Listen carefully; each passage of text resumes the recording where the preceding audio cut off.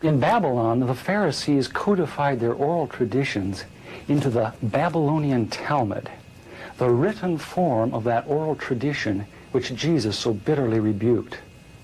The Talmud reveals how deep was Israel's apostasy. In her beginning, God gave the Hebrews the loftiest, the most upright literature and ethics the world has ever known. Yet when they turned their backs on him, they produced the Talmud, a work which has aptly been called a monument to human folly. The Talmud also helps us understand the basis for Christ's unflattering descriptions of the Pharisees. Jesus described the Pharisees as hypocrites, children of hell, blind guides, whited sepulchres, full of dead men's bones. He even described the Pharisees as children of their father the devil, a murderer from the beginning. The Talmud confirms Christ's words. In the Talmud, in Treatise Sanhedrin, an extensive passage describes the right of the Pharisee to kill anyone, just as long as he did so indirectly. As one of dozens of examples, the Talmud tells us that if one bound his neighbor and he died of starvation, he is not liable to execution. In such an indirect manner, the Pharisees also killed Christ.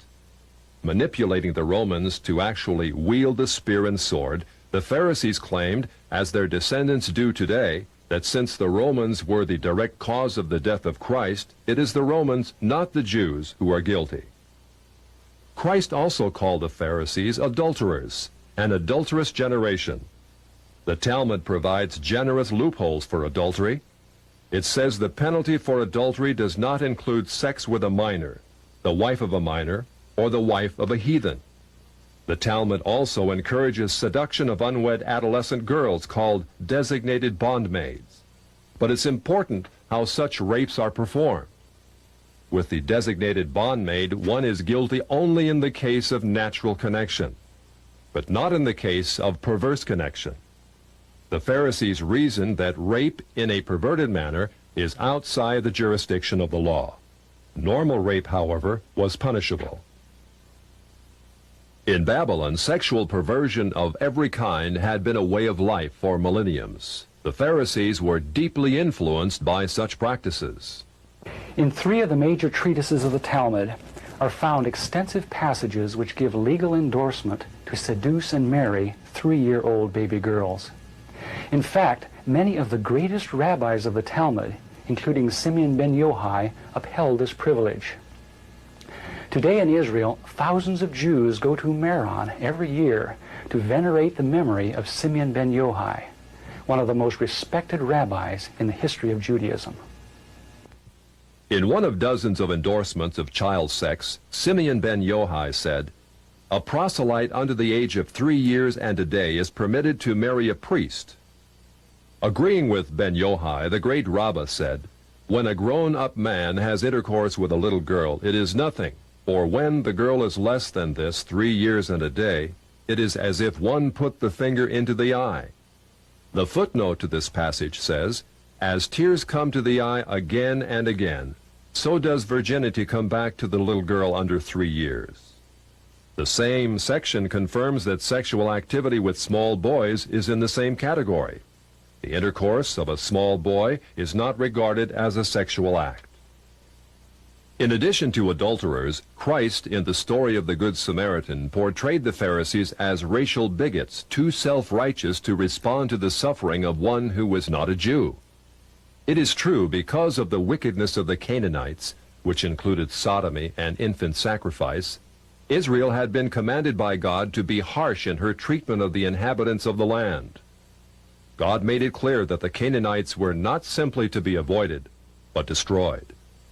By the time of the New Testament, this method of preserving God's kingdom by separation and the sword had become obsolete. God no longer made a racial difference between men. But the Pharisees were unfazed by God's new agenda. The Talmud was finally written down nearly 5 centuries after Christ, yet its critical, even homicidal attitudes toward Gentiles might have been lifted out of the book of Joshua. However, the quickest way to grasp the Talmudic view of Gentiles is not directly from the Talmud, but from the Jewish encyclopedias. If we quote an isolated opinion from the Talmud A rabbi may quickly object, saying, "But that is not the overall opinion of the Talmud. That is not the definitive view." What the Jewish Encyclopedia provides us is a definitive overview of perhaps hundreds of rabbinic statements on any subject, giving us accurate summaries of what the Talmud generally teaches.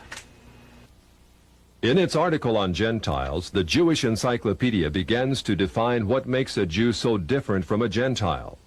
According to the rabbis, only Israelites are men. Gentiles they classed not as men, but as barbarians. Since Gentiles are not men in the fullest sense, so the Gentile is not a neighbor of a Jew. Further, since Gentile laws were too crude to admit of reciprocity, meaning too crude to be taken seriously, the Gentile was forever beneath the Jew. Gentiles were outlawed by God from the beginning, and thus had no property rights. The Almighty offered the Torah to the Gentile nations also, but since they refused to accept it, he withdrew his shining legal protection from them and transferred their property rights to Israel, who observed his law. Since the Talmud outlawed the child, or issue of a Gentile, as that of a beast, a Gentile had as little legal rights in a Jewish court as did an animal. The Talmud states that if a Gentile sue an Israelite, the verdict is for the defendant, the Israelite. Conversely, if the Israelite is the plaintiff, he obtains full damages. Because the Talmud conspires against Gentiles, if a Jew was ever caught telling a Gentile what the Talmud really says, such a person deserves death. So vile was the nature of a Gentile that the great Simeon ben Yohai said, "The best among the Gentiles deserves to be killed. The best of snakes ought to have its head crushed." Jews, however, are exalted beings in the Talmud, worthy of praise. Christ described the Pharisee who blessed himself, saying, "I thank thee, Lord, that I am not as other men." An eminent Talmudic rabbi says the same. "Blessed be thou, who hast not made me a Goy, or Gentile." There is a special antagonism between the Talmud and Jesus. The Talmud attacks him everywhere it can, even his mother. Mary, the Talmud says, was a whore who mated with carpenters. She who was the descendant of princes and governors played the harlot with carpenters. It naturally followed that the scribes declared Christ to be a bastard. In its article on Jesus, the Jewish Encyclopedia says that Jewish writings defame Christ. It is the tendency of all these sources to belittle the person of Jesus by ascribing to him illegitimate birth, magic, and a shameful death. Jesus, according to this article, was considered one of the three worst enemies of Judaism who came to an ignoble end. The Talmud says they subjected him to 4 deaths: stoning, burning, decapitation, and strangling. The Talmud also says he is now in hell, punished with boiling hot excrement.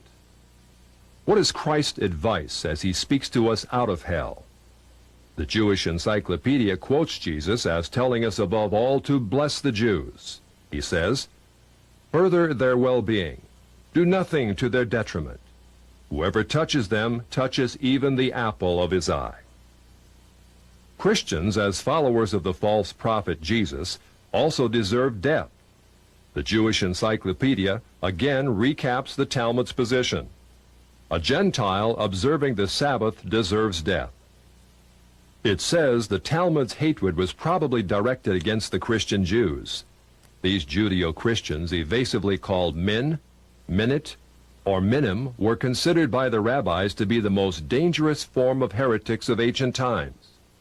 The New Testament Gospels were writings which the rabbis considered more dangerous to the unity of Judaism than those of the pagans.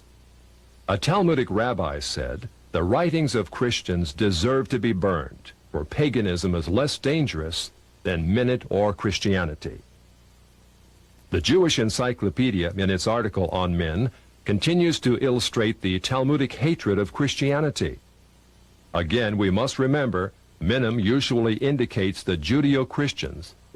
It was forbidden to partake of meat, bread, or wine with the Christian. Scrolls of the law, Tefillin, and mezuzot written by a Christian were burned. An animal slaughtered by a Christian was forbidden food. The relatives of the Christian were not permitted to observe the laws of mourning after his death, but were required to assume festive garments and rejoice. The testimony of a Christian was not admitted in evidence in Jewish courts, and an Israelite who found anything belonging to one who was a Christian was forbidden to return it to him.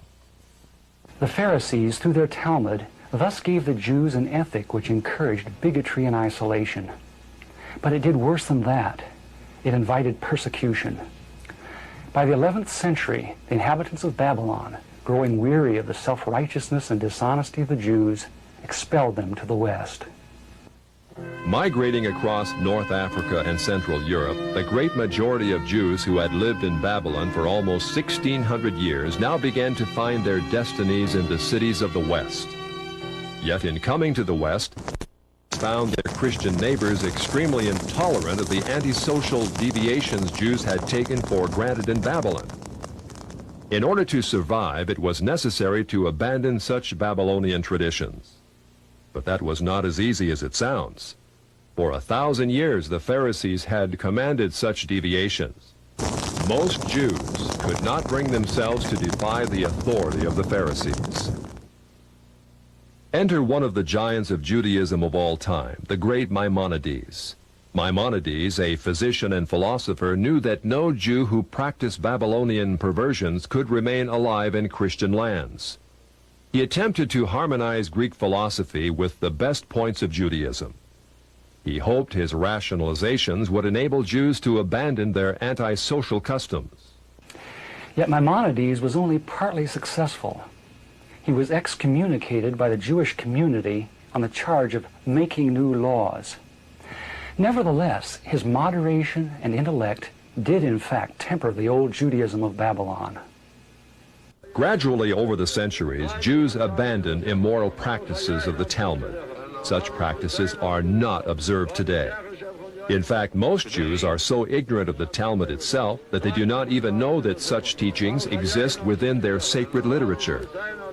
Yet the fact remains that when the Jews came to the West in the Middle Ages and attempted to accommodate the Talmud to Christian society, a tremendous conflict was created.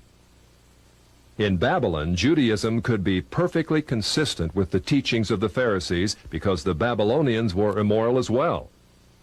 In Christian lands of the West, it became necessary to pretend that many of those teachings did not exist.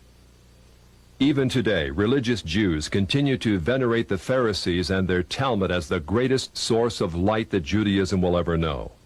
Yet, living in Christian lands, no Jew can fully perform what the Pharisees commanded. This conflict in Jewish responsibility has created a dilemma over the last 1,000 years from which Jews in the West have not emerged. Yet even before Maimonides came on the scene in the 12th century, another dilemma was being created in Judaism far to the east.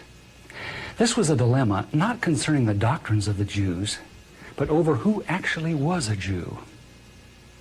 In their articles on Khazars, the Jewish encyclopedias tell us that in the 8th century A.D., Jewish missionaries ventured north of Babylon to the land of the Khazars between the Caspian and the Black Seas. Khazaria was a vast grassland on what is now the plains of southern Russia, inhabited by a race of merchants, artisans, and warriors of Hunnish Turkish stock. About 740 A.D., the king of the Khazars converted to Judaism and made it the state religion. Incredibly, within a few centuries, the people of Khazaria convinced themselves that they were not Gentiles after all, but the physical descendants of Abraham. Thus, by the 10th century A.D., a nation of proselyte Jews thrived in what is now central Russia. During the Middle Ages, the fierce Mongols from the east and Russians from the north drove the Khazars west out of their ancient homeland. Most settled in Eastern Europe, especially Poland, where they established communities of artisans and traders. Judaism thus became divided into two basic groups which remain today: the Ashkenazim, which are the Khazars of the East, and the Sephardic Oriental, which are Jews of Spain, Turkey, and lands bordering on the Mediterranean. Today, the Ashkenazim, or Khazars, are the vast majority, about 80% of those who call themselves Jews. The two most recent premiers of Israel illustrate these two racial types. Shimon Peres is a Sephardic Jew from authentic Jewish stock. Yitzhak Shamir, like Menachem Begin, is Ashkenazim or Khazar in origin. In Poland, these ancestors of most modern Jews thrived. In fact, they actually became more zealous Jews than their theological cousins to the west, the Sephardim. The Khazars were fascinated with that mystical aspect of Judaism called Kabbalah. Kabbalah was the Jewish form of ancient Gnosticism, a belief that God is unconscious yet everywhere, revealed in different levels of refinement throughout the universe. Of course, Judaism was always unique among ancient religions in its belief in a single conscious God, a God not only capable of creating the worlds, but of punishing evil and rewarding good. Like Eastern religions, however, the Polish Kabbalists believe that God in his purest form is utterly remote, unknowable, without opinions about right and wrong. Instead, his being filtered down through many gradations, or sephirot, until it reached Israel. Israel, according to the Kabbalah, was the visible, rational emanation of God in this world. Below Israel was confusion and darkness, represented by demons and the chaotic world of the Gentiles. What excited the Khazars was that Kabbalah preached revolution. It said that Jews, as superior beings, were destined to rule the world. In the Zohar, which is the written text of Kabbalistic lore, we find the arrogance and ambition of the ancient Pharisees very much alive. In a typical passage, the Zohar teaches, living soul refers to Israel, who have holy living souls from above, and cattle and creeping thing and beasts of the earth to the other peoples who are not living soul. Only by the overthrow of the Gentiles, the Zohar asserts, can Israel regain its position as God's Shekinah glory on earth. The Zohar calls Gentiles Amalekites. In a passage typical of many, the Zohar says they caused the destruction of the temple. So when God reveals himself, they will be wiped off the earth. Redemption will not be complete until Amalek will be exterminated. But once Israel shakes off Gentile dominion and Christian influence, heaven will descend to earth. The Zohar says Israel will fulfill her predestined role, ruling the world under the leadership of her Messiah. Since the Kabbalah, or Zohar, was not merely a theological system, but taught the overthrow of the existing order, it was natural that before long, Jews should begin to put it into practice. With the age of Voltaire and the so-called Enlightenment during the 18th century, we see a host of Jewish Kabbalists migrating west out of Poland and penetrating the very capitals of Europe. Jewish wonder workers, Bolshems as they were called, Saint Germain, Cagliostro, Frank, Falk, men of vast wealth and mystery came upon the European scene at the end of the 18th century. In Europe, in the years preceding the French Revolution, the foundations were laid for a new order in the world. Kabbalists such as Adam Weishaupt helped establish the ultra-secret Illuminati, which became a cover for plots and intrigues that would begin the erosion of Christian civilization. At the same time, beginning with Jewish philosopher Moses Mendelssohn, many Jews began to perceive their religion not simply as a means of personal salvation, but as a way to reform society at large. Many Jewish activists said that, starting with such revolutionaries as Moses and the prophets, Israel had always had the social objective of righting injustice and taking the part of the downtrodden. It was the duty of every Jew, they said, to come to the aid of the oppressed working masses, called the proletariat, in their historic struggle against capitalistic bondage. Many Jews thus came out of the ghetto and took part in all the great revolutions of the 19th century, including the Revolution of 1829 and the Revolution of 1848. It is thus not surprising that as the 20th century dawns, we find Jews turning their attentions to the overthrow of one of the last monarchies still opposing Jewish advancement, the Romanov dynasty of Russia. It is well known that the Jews had long hoped to overthrow the Tsar. It was natural then that Jewish philosophers such as Moses Hess and Karl Marx should contrive a philosophy that could make such overthrow possible. It was also natural that international Jewish bankers of New York, London, and Hamburg should finance it. The U.S. State Department, in its 3-volume report on the origins of communism in Russia, published in 1931, reveals how Jewish-controlled German banks under the leadership of Max Warburg conspired as early as 1914 to send large payments to Lenin, Trotsky, and others in their attempts to bring down the Tsar.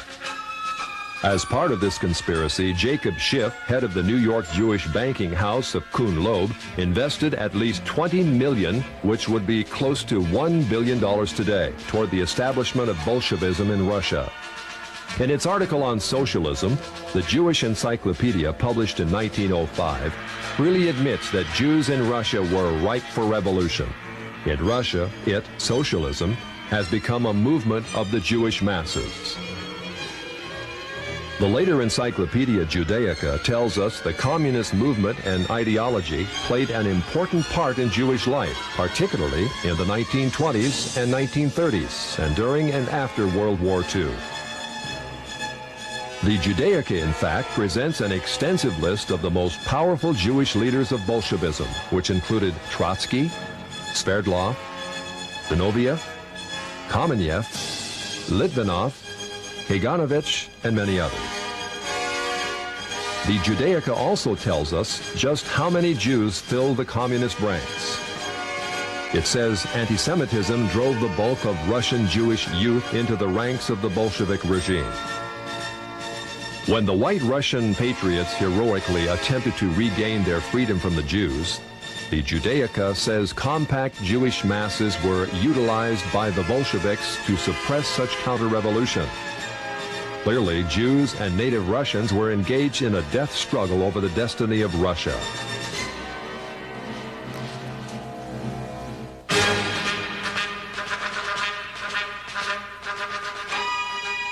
Unfortunately, the Jewish masses won.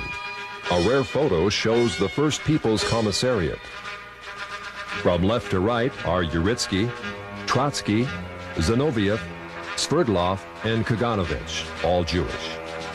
In 1918, intelligence services of the Western powers were buzzing with reports that communism was an international conspiracy fomented by atheistic Jews. British, Dutch, American, and other intelligence reports confirmed that Jews filled the Bolshevik ranks and that as much as 75% of all Soviet commissars were Jewish. In the Illustrated Sunday Herald of February 8, 1920, Sir Winston Churchill commented on what had almost become public knowledge. There is no need to exaggerate the part played in the creation of Bolshevism by these international and for the most part atheistical Jews. It is certainly a very great one. In the decades following the revolution, the question became, how much influence do the Jews still exert on the Soviet experiment? Although many of the Jewish kingpins in Bolshevism perished in Stalinist purges in the late 30s, none other than Nikita Khrushchev gives us an eye-opening view of just how many Jews were still in the Soviet government. Speaking to a delegation of French socialists, Khrushchev admitted in 1956 the government has found in some of its departments a heavy concentration of Jewish people, upwards of 50% of the staff. Because communism has historically been top-heavy with Jews, the Soviet policy of so-called anti-Semitism, much protested by Jews in the West, may in reality be but a ploy to distract the world from communism's Jewish past. Although most Jews have indeed been removed from high-profile positions in the Soviet hierarchy over the last 30 years, still Jews remain highly favored when it comes to immigration to the prosperous West. Since World War II, more than 1 million Jews have been allowed to leave the Iron Curtain, sometimes in waves of up to 52,000 a year.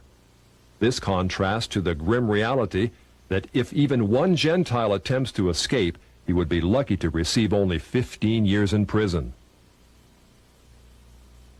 Jews, then, have played an enormous role in the Soviet experiment.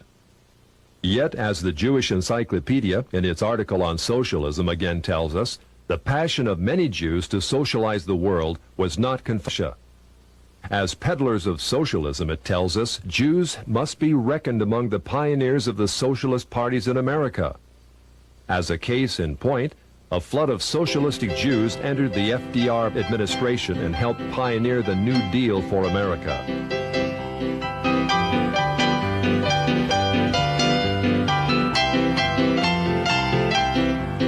The Encyclopedia Judaica says Roosevelt's liberal policies endeared him to the Jewish community, which shared with him an overriding commitment to the welfare state. It is very significant that in letting left-wing Jews into his administration, FDR set in motion a conspiracy that was soon to have the gravest repercussions.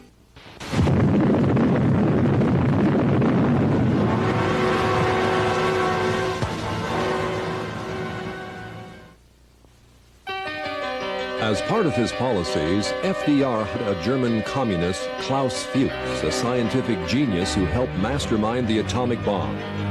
Yet Fuchs also headed a ring of 8 highly influential Jews who delivered the entirety of our atomic technology to the Soviet Union in the early 1950s. They included Julius and Ethel Rosenberg, David Greenglass, Harry Gold, Sidney Weinbaum, Morton Sobel, and others.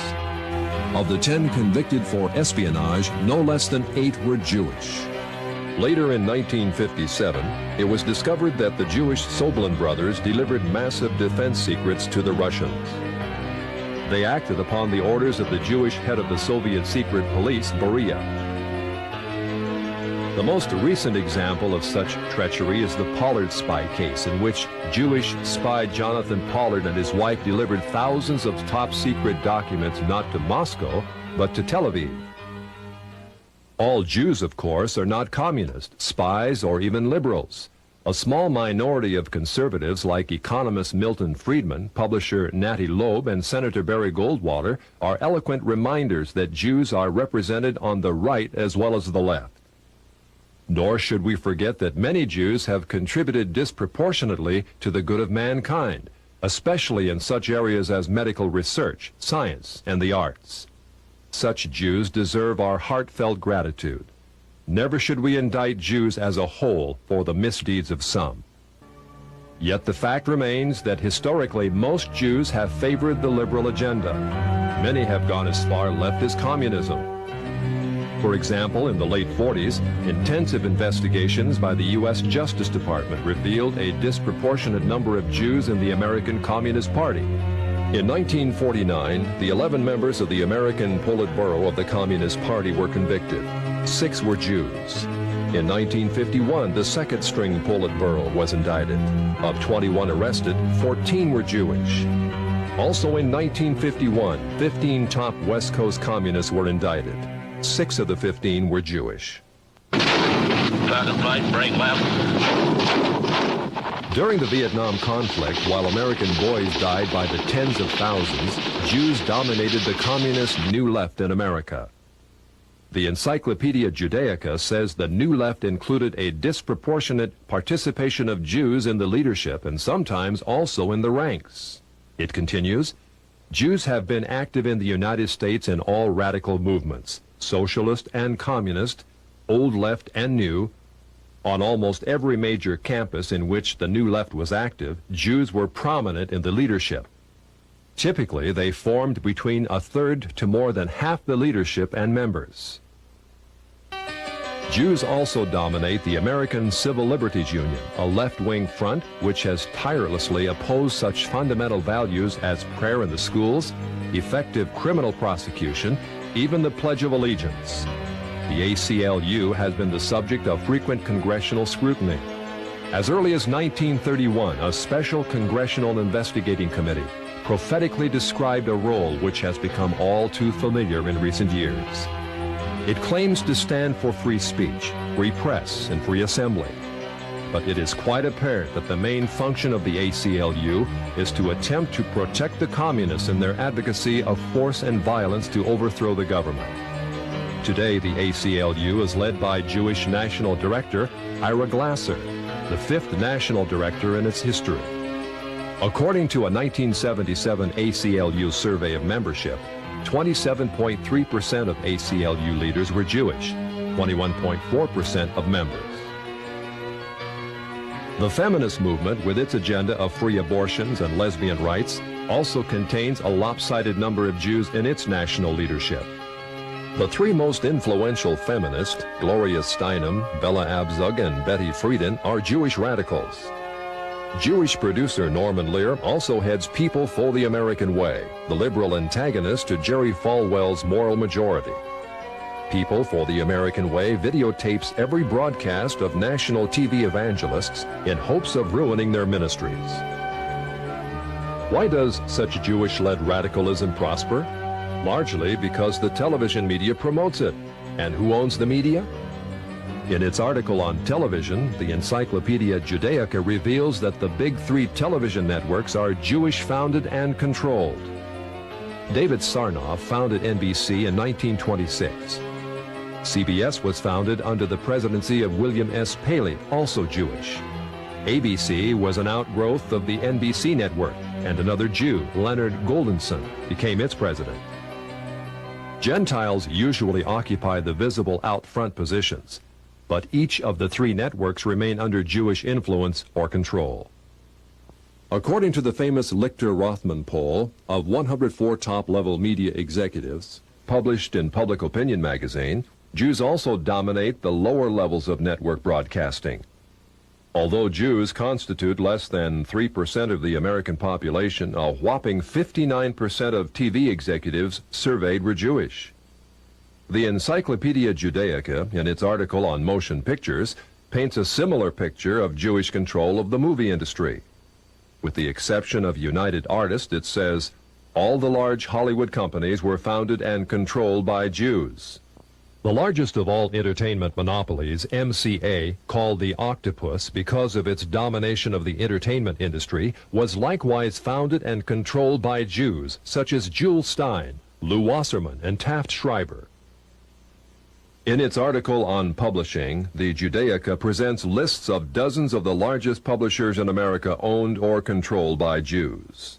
In the Lichter-Rothman poll, it was found that 97% of media leaders surveyed favored abortion on demand, 86% favored hiring homosexuals as teachers, 57% believe that adultery is not wrong, and so on. Clearly, the liberal bias of the Jewish-controlled TV networks is indisputable. Jews are also rapidly gaining control in Congress. In 1976, there were virtually no Jewish political action committees. In 1986, there were more than 70 Jewish PACs. In 1972, there were 2 Jewish senators and 12 Jewish representatives in Congress. In 1986, there were 8 Jewish senators and 30 Jewish representatives. In 1986, more than 50% of the budget of the Democratic Party was paid for by Jews, with Jews paying 25% of the Republican budget. As our study in the synagogue library reveals, there does exist a tendency toward Jewish domination of our society. Where is all this headed? The Right Honorable Winston Churchill wrote, "It may well be that this same astounding race may at the present time be in the actual process of producing another system of morals and philosophy as malevolent as Christianity was benevolent, which, if not arrested, would shatter irretrievably all that Christianity had rendered possible. It would almost seem as if the gospel of Christ and the gospel of Antichrist were destined to originate among the same people." Can it be that such pervasive Jewish control which we are seeing today is but the harbinger of even greater Jewish control to come? In the book of Revelation, a great harlot is described ruling the world, riding on a horned and headed beast. Throughout the Old Testament, Israel was described as a harlot, the mother of spiritual whoredom among the nations. Is the harlot of Revelation actually Israel riding upon her false Messiah, the Antichrist? Today, many believe Israel is on the road to the fulfillment of the prophecies of Isaiah. A great Jewish temple is being planned. A priestly class called the Kohanim is being readied. Ritual sacrifices are being studied. Truly, prophecy is being fulfilled in an amazing way, yet not in the happy way that most of us would like to believe. In Israel today, effective Christianity is outlawed.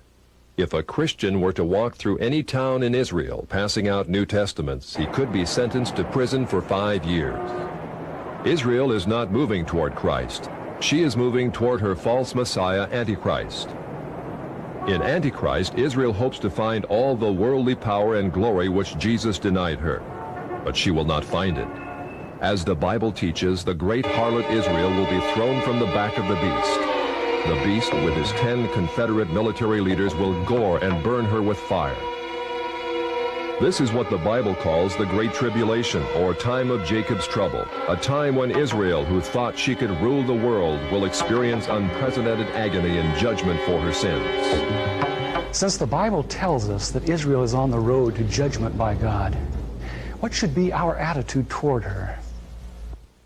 St. Paul tells us that Jews are indeed enemies of the gospel, yet enemies who are beloved for the sake of a remnant which shall one day be revealed. Israel is like the prodigal son, inheritor of a glorious destiny. But she is also rebellious. Like the prodigal son, she must be humbled, not by us, but by God.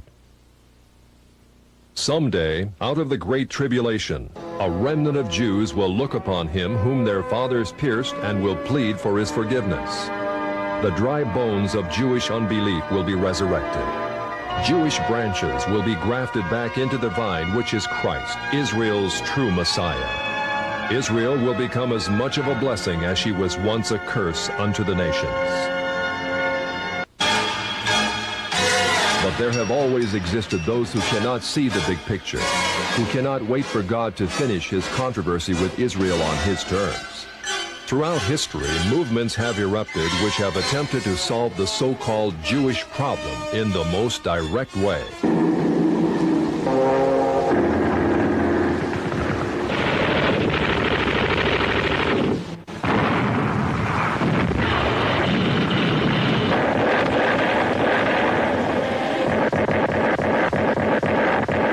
Yet all such anti-Semitic movements have ended in defeat.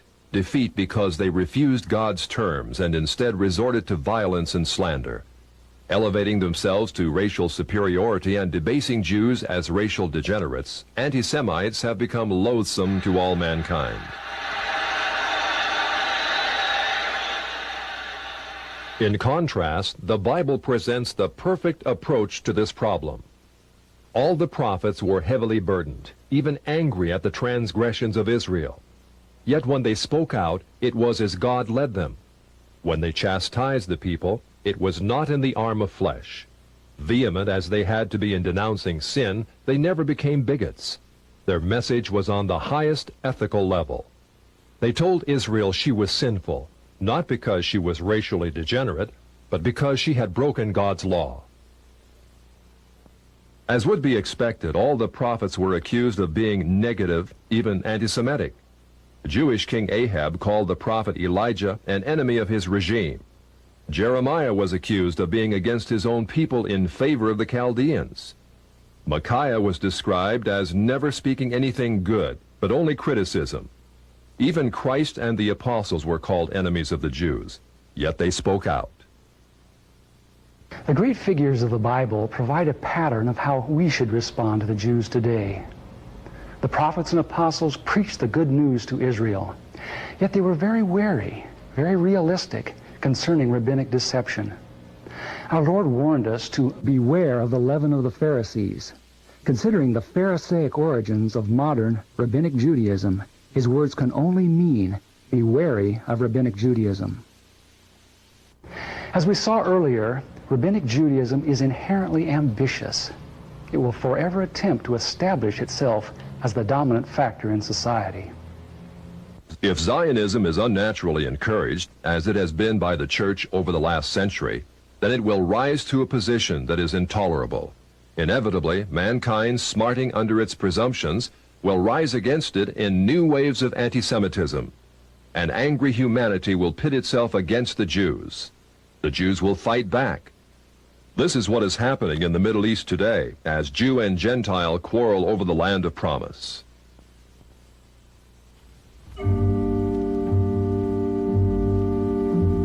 Who owns this land? In her beginning, God promised that through the physical people of Israel, a spiritual blessing, Jesus Christ, would be given to the world. Just as a physical people was necessary, so also was a physical land. Throughout the Old Testament, God repeatedly tells the Hebrews that the land of Palestine is promised to them and their seed forever. Yet in order to occupy this land, Israel must be obedient to him. If not, God repeatedly demonstrated in the Bible that he would actually invite the peoples surrounding Israel to invade and occupy. Only when the Hebrews finally cried unto God in repentance did he allow them to possess a land dedicated to obedience. God's demand for obedience is thus a standard before which both Christian and Jew must bow. Moses, a spiritual colossus, wanted to go into the land, but God would not let him because of one infraction. Today, Israel has rejected God's Son for 20 centuries and given first allegiance to those who crucified him, the Pharisees. Yet we are told that God is delighted that they dwell in the land. Does obedience no longer matter? It does. Someday, as in the days of Joshua and Nehemiah, Israel will give God the obedience he demands. They will return to this land in blessing. But until that time, as long as Israel continues to force her unbiblical occupation on the Arabs, this region will only know strife. The Arab world will continue to try to expel the Jews. The Jews will strike back and forth, generation after generation. The discord will be unending. This land will continue to bleed. It is the duty of every Christian to support the humanitarian needs of Jews, to preach the gospel to them. But it is not our duty to assure them that a land of promise may be occupied without obedience. Neither is it our duty to fight a war in the Middle East in defense of Israel's unbiblical claim. It is time we return to God's law, a law as old as this land, as old as the God who gave it to the Jews. If we ignore God's requirement of obedience, we only postpone that glorious day when Israel will become what she was meant to be, a place of rest and healing to the nations. If America is to continue to possess her land of blessing, she also must return to the God of her fathers. It is true, the Bible prophesies that Jewish international control, or Babylon the Great, will gradually come to dominate the world. Yet the Bible also promises that if a nation turns to him in repentance, he will postpone the judgment he himself has predicted. God is already showing us how he can slow down the Zionist timetable. In 1982, Israel invaded Lebanon, ostensibly to destroy the PLO threat from the north. Yet in doing so, she unleashed a reign of barbarity and destruction unequaled in this decade. Not only did Israel bomb Beirut to rubble, killing thousands of civilians, but she actually encouraged the infamous Shatila massacre by providing aerial lighting for the three-day slaughter of hundreds of innocent victims. Despite the bad publicity surrounding such atrocities, Israel was confident that her massive firepower and support from America would make Lebanon her conquered colony to the north. Yet God judged Israel. Like Pharaoh in the Red Sea, he caused Israel to flounder. Today, Israel is a nation in turmoil, divided, unable to regain the respect of the world. Although Jewish power continues to increase ominously in the United States, the fact means that God is able to slow it down, but only if we as a nation turn again to our Creator. We must repent of the national sins which have weakened our moral fiber and allowed the forces of Satan to dominate us. In a moment, we'll explain how you may educate others concerning this threat. Yet education in itself is not enough to hold back a demonically empowered conspiracy. We have to have God's power, a power which only comes through total consecration to Him. The communist movement demands that every true Marxist be willing to give up everything, even his own life, for the cause. If we are to have power against the Antichrist, we must do as much. We must give our lives totally to Christ, willing to do anything, give up anything he might ask. Only by such a death to inner hidden rebellion can we really have power in the spiritual realm. Only by such sanctification can we know what it is to walk with God as true Christian soldiers, capable of action, but also of hearing the Holy Spirit's voice of love and restraint. The first step toward holding back Zionist expansion is thus national revival, a transformation of hearts that begins in each one of us and then spreads across this broad land. But just as importantly, the church in America must turn from its unconditional support of Israel. For 3/4 of a century, the church has aligned itself with bloody and arrogant men in the Middle East. In bidding them Godspeed, it has become a partaker of their injustices. Tragically, such a policy has alienated the Muslim world from the gospel. Because the church has historically ignored the plight of the Palestinians and sided with their oppressors, the Israelis, the Arab world has closed its ears to the message of Jesus Christ.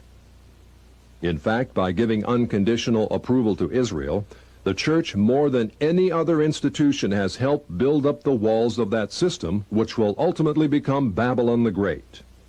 The church must now face the fact that Israel today is not the fulfillment of the sublime prophecies of the Old Testament, prophecies which are conditional upon obedience. Instead, modern Israel is the first stage in Satan's plan to take this world from Christ and give it to Antichrist, Israel's false Messiah, who will rule the world from Jerusalem. This scenario is borne out by none other than Prime Minister David Ben-Gurion, one of the great founders of Israel. Recorded in an astonishing article in Look magazine, Ben-Gurion predicted that a one-world system presided over by Jerusalem will be set up in the near future. All continents will become united in a world alliance, at whose disposal will be an international police force. All armies will be abolished, and there will be no more war. In Jerusalem, the United Nations, a truly United Nations, will build a shrine of the prophets to serve the federated union of all continents. This will be the seat of the Supreme Court of mankind, to settle all controversies among the federated continents, as prophesied by Isaiah. Ben-Gurion's vision of Israel in dominion of the world is identical with the vision of the great harlot, ruling the nations, as given in Revelation 17. Yet it's a vision which may be postponed. If enough of God's people rededicate themselves to Him and turn from support of a system which seeks their ruin, then Zionist world control can be turned back, at least within our time. There are many practical things which each of us can do to hold back the Zionist timetable. As director of this program, my wife, Lynn, would like to share some of them with you. Thank you, Ted. I believe the time is past when we can be aware of these things and remain silent. Whatever the cost, we must inform others of the things that we've seen in this presentation. This includes our pastors and church leaders. It also includes our elected representatives. Members of Congress in particular are under pressure by the powerful and vindictive Zionist lobby. The Zionist lobby will ruin any member of Congress who consistently opposes it. It is vital that we assure our congressional representatives of our support if they resist unreasonable demands by Israel. At the same time, we should not give the impression that we dislike Jews or that we believe all Jews are involved in a conspiracy. Instead, we should make it clear that what we are concerned about is the general trend toward Jewish domination of our society and the problems such control creates. Letters to the editor are also an effective way to speak out and inform on issues relating to Israel. But again, in order to be printed, such letters must be moderate and well informed. In addition, Christians must stop depending on the Jewish media for entertainment and news of world events. Families should search for wholesome alternatives for home entertainment, which do not center around television. In place of Jewish news-gathering sources, a number of newspapers and newsletters are available, which bring to light many facts suppressed by the Jewish press. To help you inform others, the National Prayer Network has provided some of the most effective tools available today. The first is the video you have just seen. When shown to Bible studies, churches, and civic groups, This documentary has an unmatched record for educating your friends and neighbors. In addition, the National Prayer Network provides 3/4-inch video cassettes of the Other Israel video for airing on cable TV stations nationwide. Every major city in America contains at least one cable access station which plays video productions the public supplies. You can take them a 3/4-inch copy of The Other Israel. If it suits their schedule, they will play it before thousands of viewers. Through ads in newspapers, church bulletins, and other means, you can publicize your own showing of The Other Israel. Also highly effective is Ted's fascinating book, Israel, Our Duty, Our Dilemma.